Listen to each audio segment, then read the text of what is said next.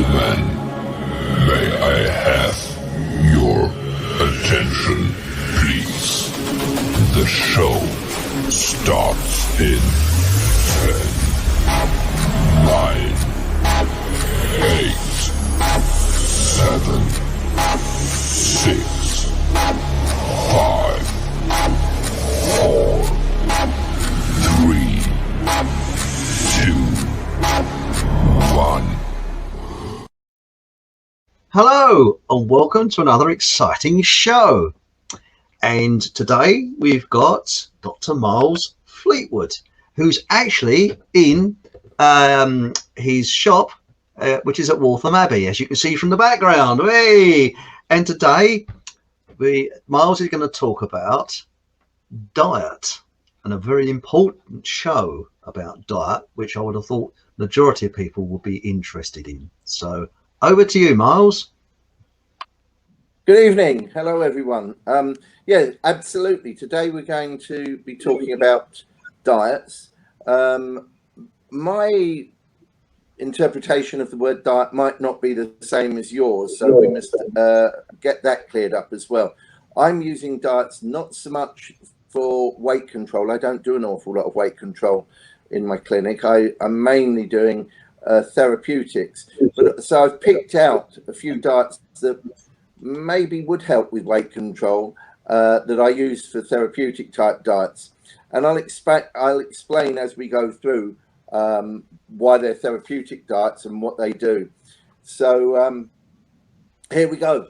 There's many forms and styles of diet, as I've just said. Most of them work after a fashion, but then fail in the long term. And the reason for that is that we're looking at the wrong things. We're looking to perhaps lose weight, where you should be looking at how you digest and how your biome, which we'll be coming back to, works.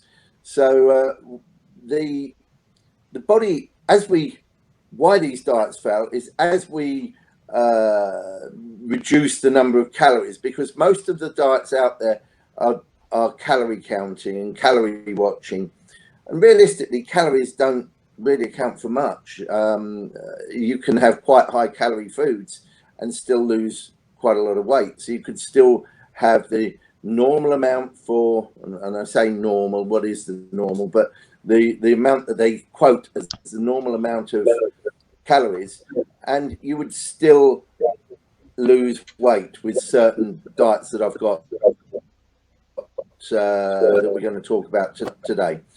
And why does this happen? Well, the body goes into a kind of survival mode. It sees that there's less calories coming in, and it sees that there's less food generally coming in, and so it restricts the amount that it's burning.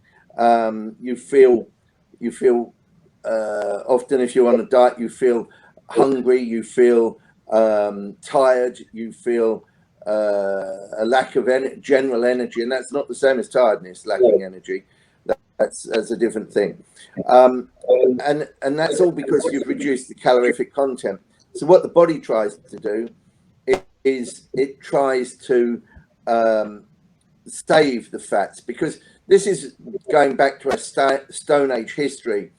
We've evolved to survive in an impoverished time like we survive in an abundant time. And realistically, the foods that we've got nowadays, even with the recent shortage of things like tomatoes and cucumbers, the situation that we've got at the moment is that the foods are fairly abundant. The big problem with them is that the foods are also low in nutritional value. So a cabbage of yesteryear, well, they looked into this. I've actually done some research into this myself. An organically grown cabbage pre-war, and most of the cabbages were organically grown then because there was still muck spreading. There was very little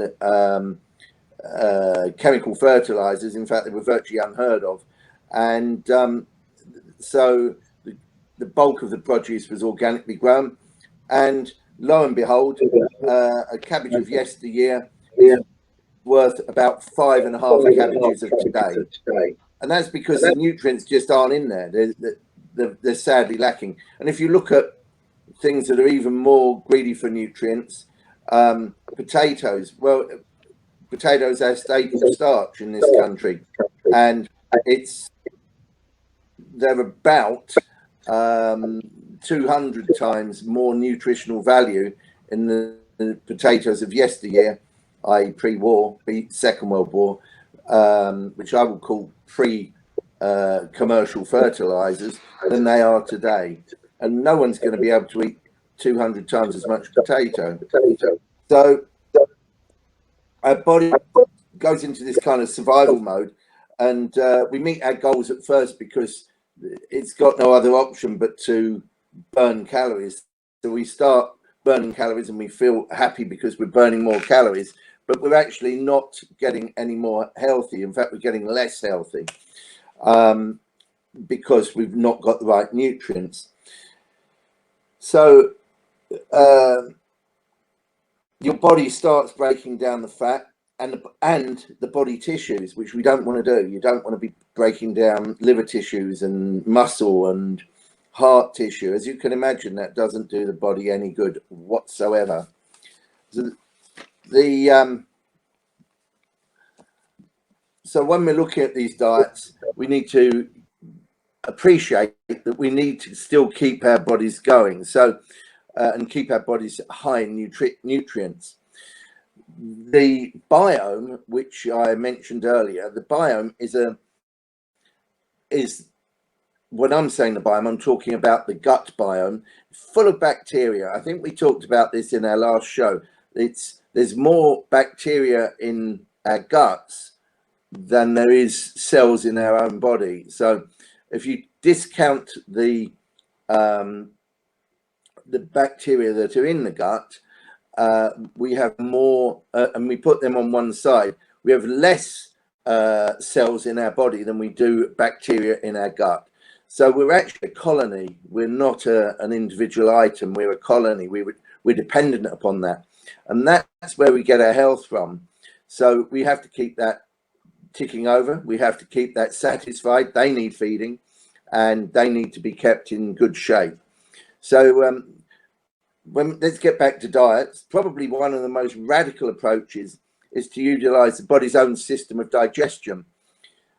So if we eat a food, we take it for granted that we sort of eat this food and we digest it and we get the nutrients out of it and we get the macro and micronutrients out of it, and lo and behold, we feel satisfied because we've got our food with the macronutrients and calories in it, and everything seems hunky-dory. But as soon as we start reducing the foods that we're eating and eating more of a certain type of food, which I'm going to suggest that eating more fats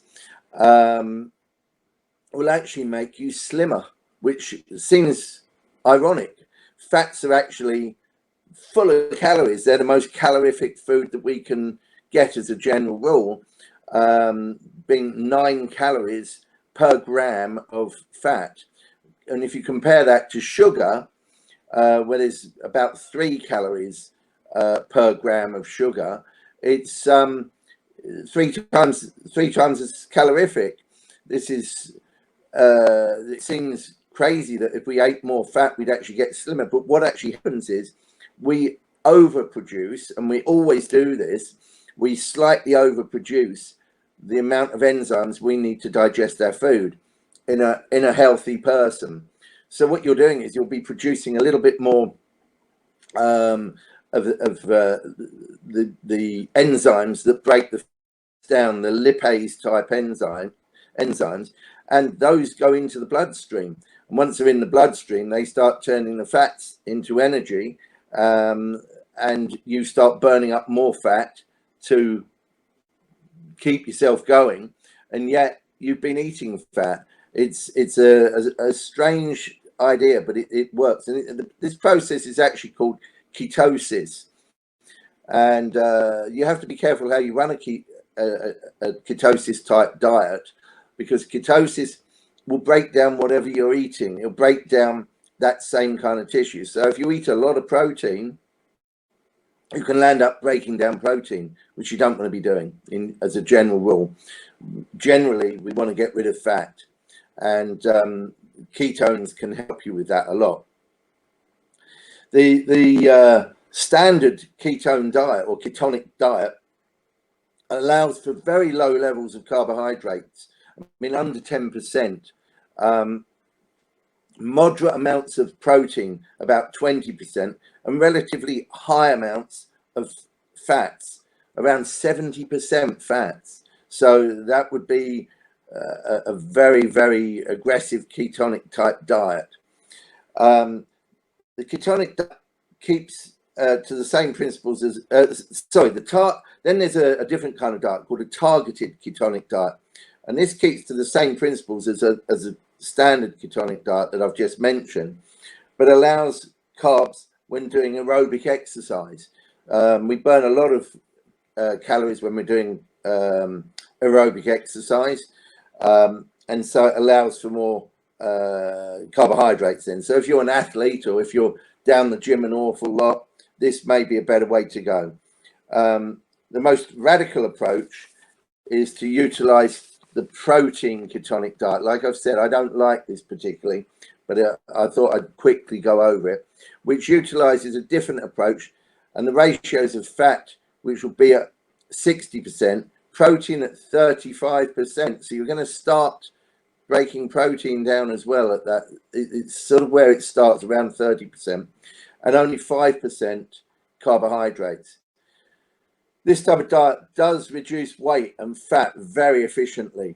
But as I've said, there's major problems, which I'll just go over again. We must consider these. And that is that when the body goes into ketosis, another factor is that we give off a bad odor. Some people can give off a bad odor, and this can be on the breath and even in the perspiration. This doesn't always happen. Don't get me wrong. It's not 100% you're going to get this happening. And it disappears very quickly. As soon as you come off the diet, within a day or two, it'll be gone. So it is a diet that needs to be monitored, and you need to watch, and you need to have some very honest friends who don't mind telling you that you've got smelly sweat or smelly breath, because I'm sure no one wants to go out there with that. In my business, it would be virtually impossible to carry on my business with that kind of with a ketonic type diet if I was doing it, because I've actually got many people that I see with on a day-to-day basis with both my one-to-one clinics with nutrition and my one-to-one clinics with acupuncture. So it's not the kind of diet that you tread lightly into. So excuse me just a second, because I'm going to go and turn that phone off, because I don't really want it ringing anymore. Excuse me a second. Very busy. It's very busy in the shop, and it's it's like this most of the day. So and also remember that you can see all the vitamins at the back of the shelf there, and free delivery within 1 foot of the counter. So that's not bad, is it? Isn't that right, Mark? Free delivery within 1 foot of the counter. So that's not bad, is it? And if you mention, I've become more generous, Chris. I've become really more generous. It's actually free delivery in the UK, second class post, if you spend £35 or more. That's not bad. That's not bad. And also, you see, this week only, if you mention my name, you get a free smile as well. That's not bad. So, and if I'm in the shop when you come in, if you spend over £100, I promise not to crack the constipated vicar joke. So there we go. So you couldn't get better than that, can you? Sorry. Now we get away from that little interlude and a word from our sponsors. The second type of diet that I want to discuss is intermittent fasting. This is a very trendy diet. It's the new kid on the block, if you like, And as the name suggests, you restrict your time for consuming food to only certain hours per day. You choose to eat during an 8-hour window per day and abstain from eating the other 16 hours. The principle for this working is that you don't have a continuous stream of food coming into your digestive tract. So utilization of the food from the best meals can be completed, and you can then move into digestion of the fat stored in the body before a new meal or snack is introduced. It definitely works. It's definitely very very efficient in what it does, and it's got I think some favorable things going on over it, above and beyond the ketonic diet that we talked about before, but it's not as quick. Basically, it gives the digestive, what I like about it is it gives the digestive system a rest during the 16-hour period, which encourages repair and better function, because when people are being on a semi-continuous basis, we're not actually designed to do that. We're designed to have rests from food and to digest it. Your body cannot produce enzymes on a permanent basis, digestive enzymes on a permanent basis. It needs to rest for periods of time to regenerate them. There are other ways of doing intermittent fasting, and that's again another very trendy idea, and that is to consume only 1 meal per day for 2 days, and then eat normally for the remaining 5 in a week, or such. You know, I'm saying 2 days. It might be that you choose to do it for 3 days, or you choose to do it for just 1 day. They work. It'll still work, but it's not going to be as good as doing the intermittent fasting where you've got certain hours that you're eating. If you are going to do this kind of diet, I would suggest that you plan it quite carefully. You'd be amazed when I get diet sheets from people and they say, oh no, I just eat my 2 or 3 meals a day. And I say to them, okay, do me some diet sheets. Let's have a little look at those and let's see where we go. They bring in these diet sheets, and either they basically forget to write up certain parts of them, because then they tell me, oh well, I had a cup of coffee at so and so, and I always have a Kit Kat with that, or something like this, and it's not in their diet sheet. Or it's that their diet sheet, they're thinking that I only want the main meals. I don't want everything when I ask for diet sheets. And you'd be amazed if you keep a diet sheet, and we'll talk about this on another show, to keeping diet sheets. It shows you so much. You can just go through it yourself and you'll see where the errors are. You'll see where the problems are, and you can work out your food sensitivities, your food allergies and intolerance. It will stand out like a sore thumb, but we'll talk about that another time. That's for another show. The main problem with the fasting one that I can see, the intermittent fasting, is the blood sugar control. And it can be a problem. You've always got to check realistically that your blood sugars are in a reasonable state, because you could get to the stage where you're actually feeling very, very ill, and people have very strong willpower, and they may just go, oh well, I'm going to carry on with this. Well, yeah, if you're feeling ill, stop the diet. It shouldn't ever make you feel ill.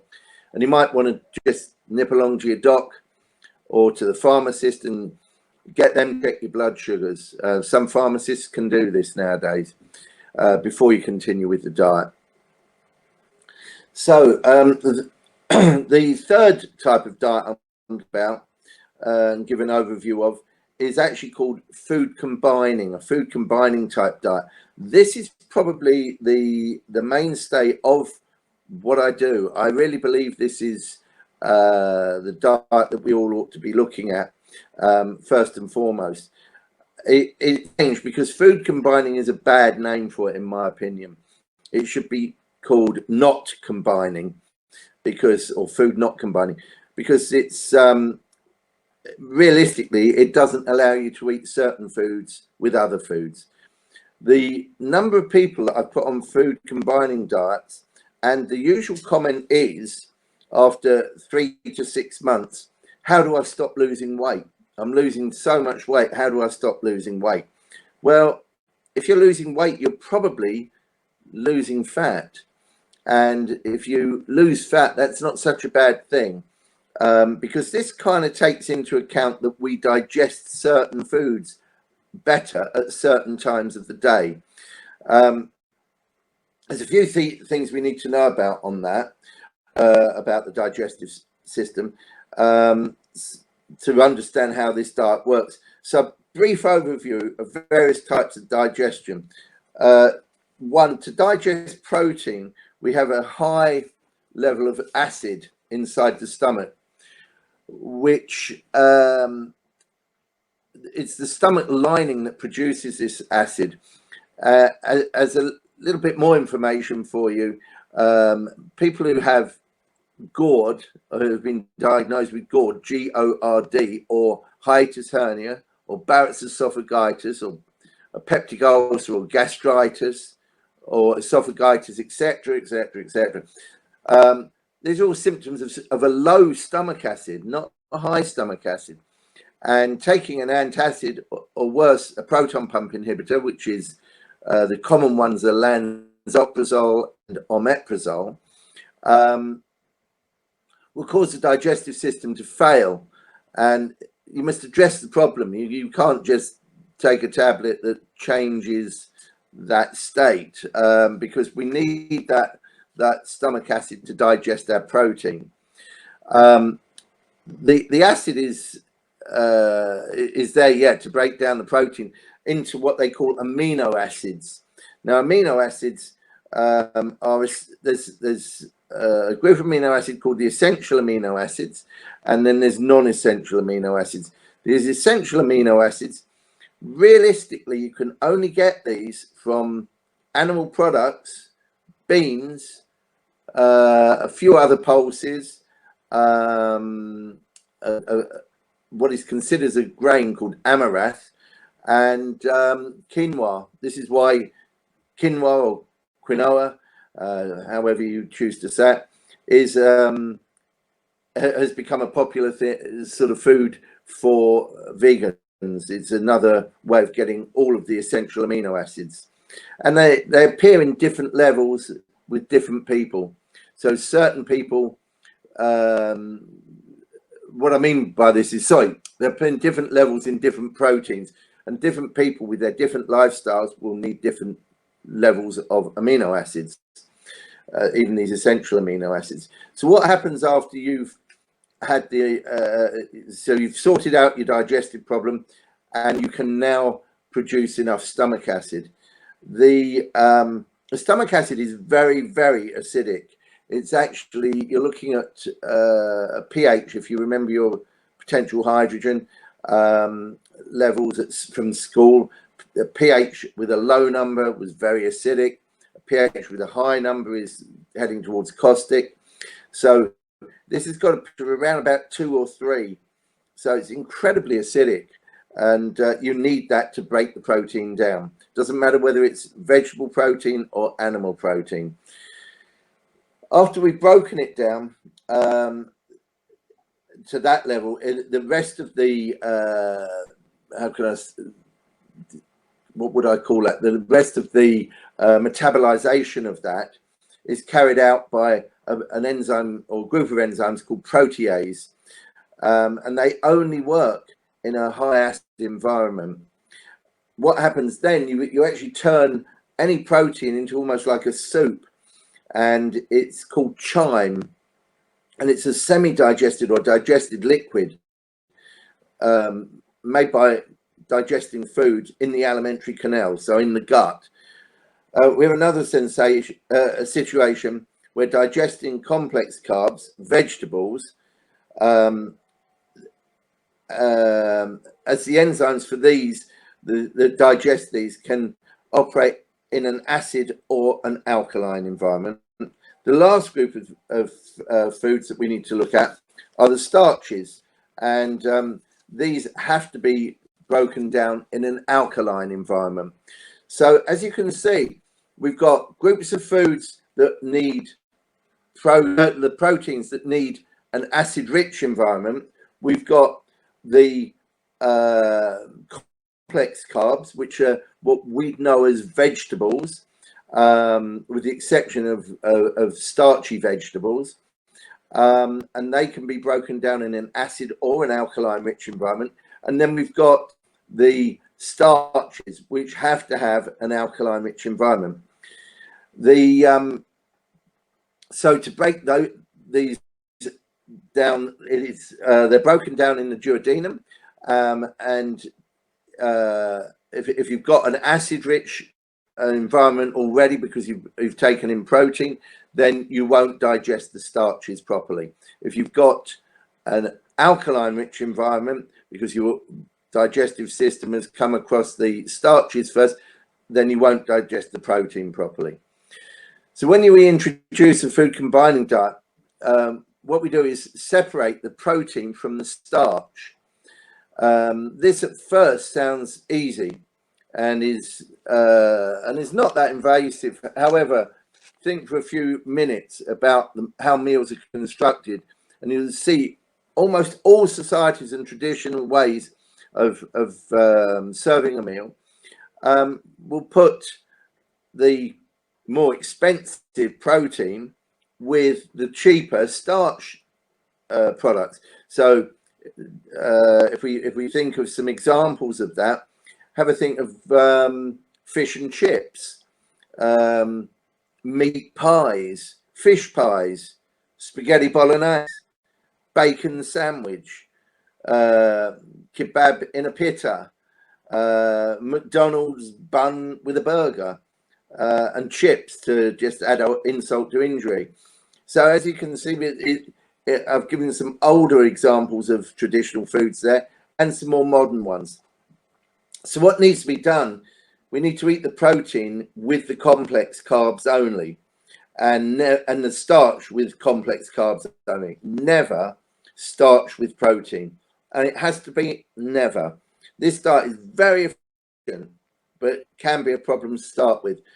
The number of people that I've put on this diet throughout my 25 years as a nutritionist, it's not quite 25 years actually, 24 years as a nutritionist, is alarming. I would say it's into the many hundreds. And the main thing that I get asked in the beginning is, oh, it sounds easy. Then after a few weeks, people start saying, this is really hard. I didn't know it is hard. So if you're trying this type of diet, stick with it. And then when I come to take people off because they've said, oh, they want to, go back to a more normal diet, or they want to go, they want to put on a bit more weight or along these lines. When I say, right, it's time to come off it, I would say the vast majority don't want to come off it because they feel so good. But remember that my patients are patients who have often digestive problems, and this would sort out an awful lot of digestive problems.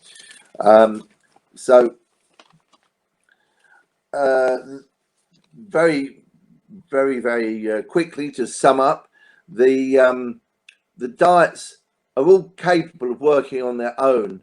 I often combine elements of two or more of the diets, and I'm going to actually tell you about that now.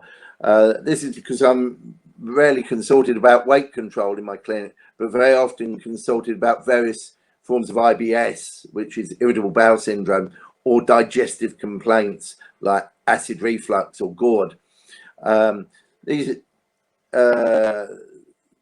type of illnesses are often brought into my clinic, and for the most common combination that I use would be food combining and a kind of paleo type diet. Now I'm going to have all the paleo diet specialists having a moan at me now because they don't actually combine particularly well.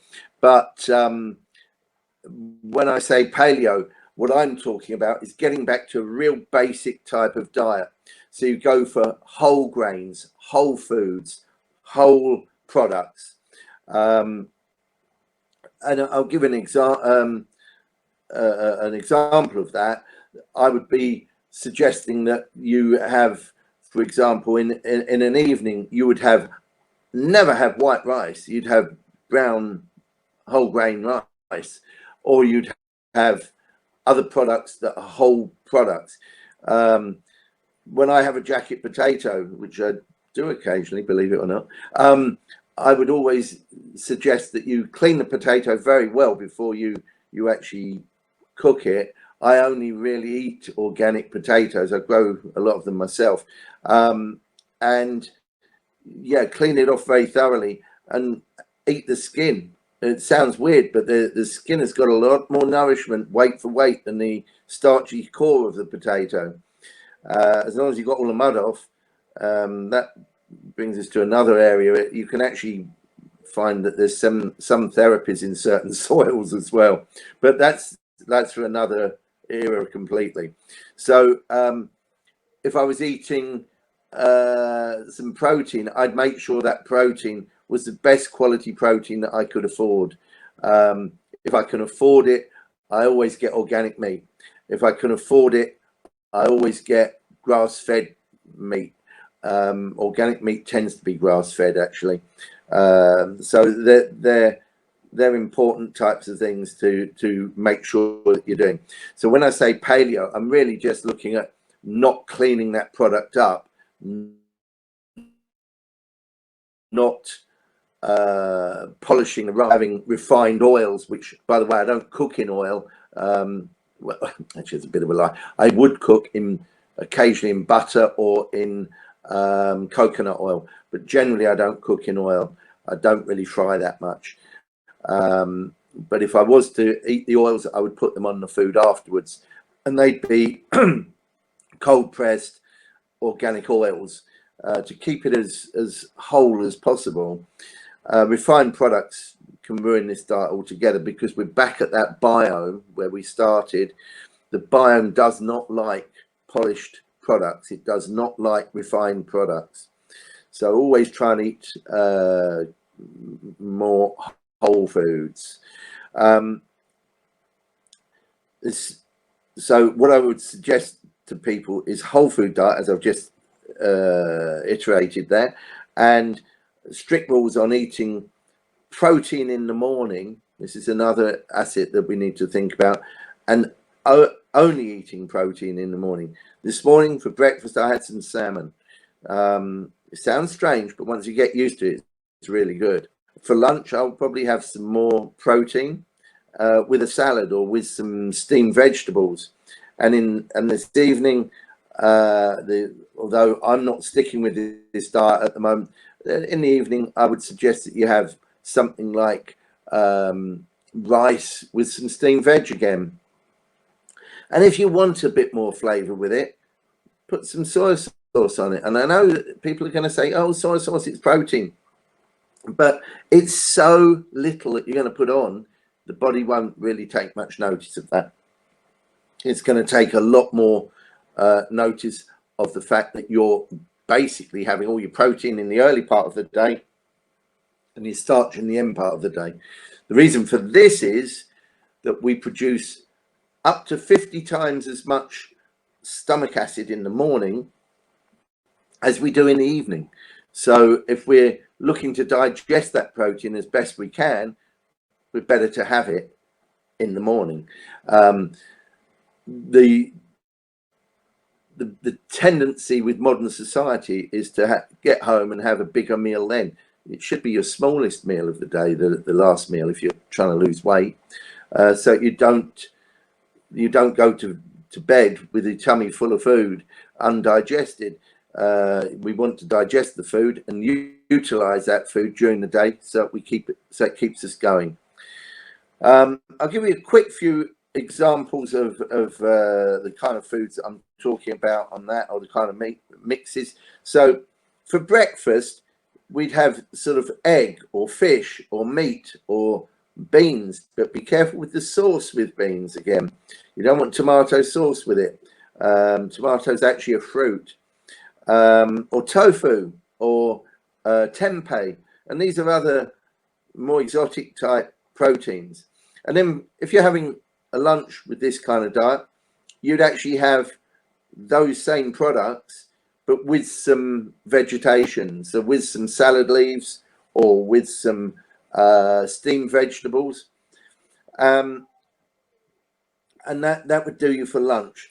And then in the evening, salad and rice, or stir fry with rice or rice noodle, steamed vegetable with mashed potato. And if you have that for a diet, it'll keep you going through the rest of the evening when you're not doing as much as during the day, and you will have digested it pretty much by the time you go to bed. If you're having your dinner at sort of 7 o'clock in the evening and going to bed at about 11, that should have digested that food.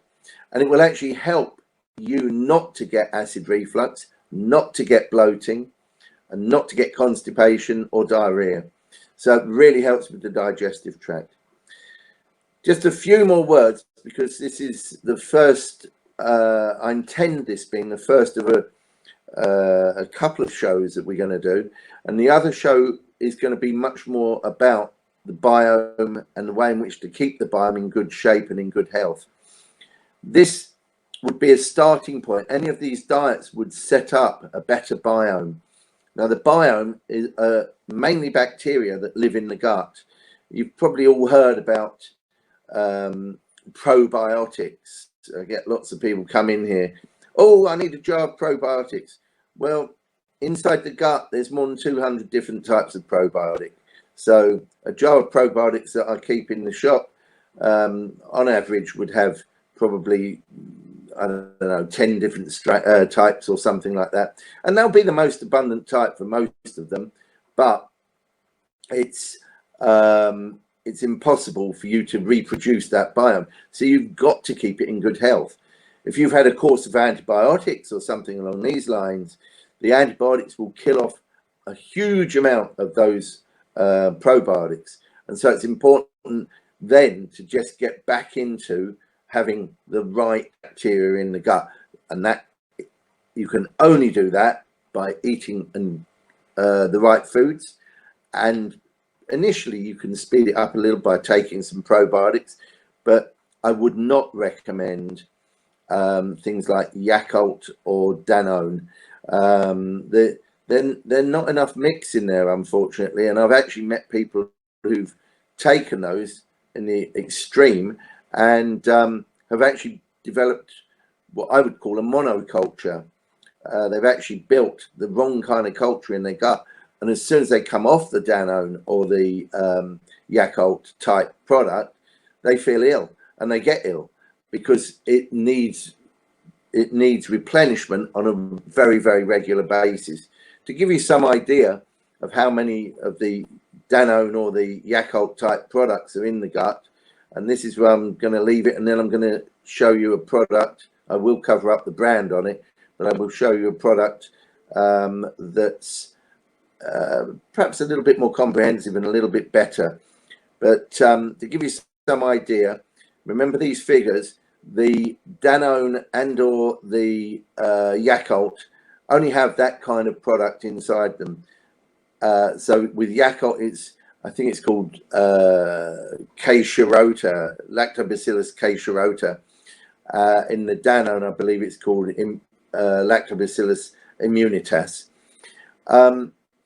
With the shirota, there's less than 0.1% of the bacteria in your gut is actually that bacteria. It's infinitesimally small amounts. You don't really need it. It's not the ones that you need. With the Danone product, I think it's a little bit higher than that, but not much. And again, they're not the main ones. Now I'm going to very quickly turn around and just grab a product off the shelf, and I'll show you what that's got in it.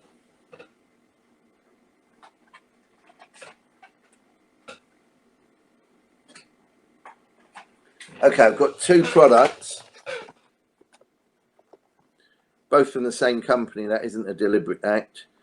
Luckily, it doesn't say what the It doesn't actually say what the make is on the front of this. So if I hold that up to the camera for a little while, you'll see it says Bio 360. Don't worry about that. This one has got 10 billion bacteria. Oh yes, that's the other thing. The Danone and the Yakult have about 20,000 live bacteria. This has got 10 billion live bacteria per capsule.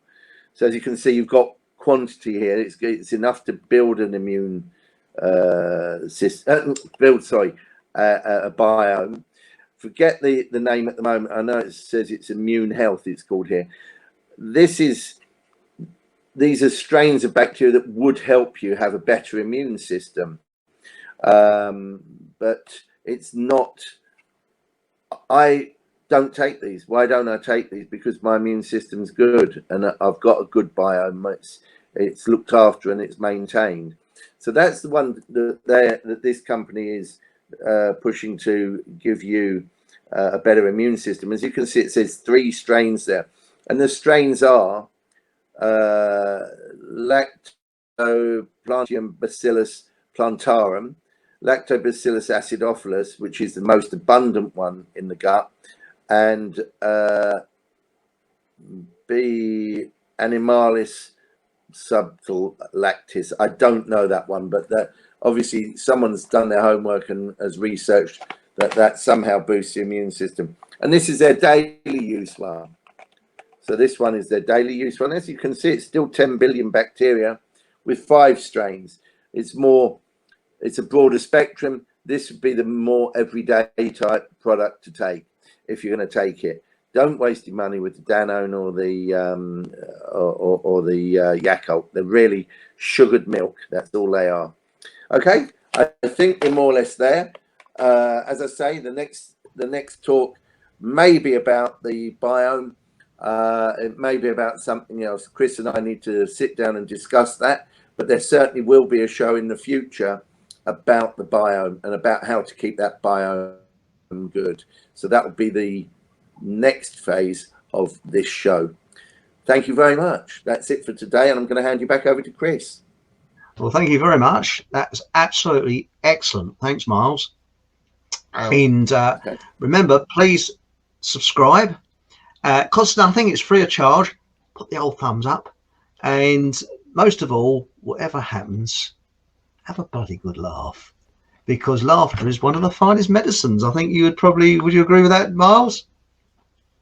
Well, yeah, I don't laugh enough. So I'll have a laugh now. Thank you very much for joining us, and see us same time, same place, every Monday at 8 o'clock. And good night.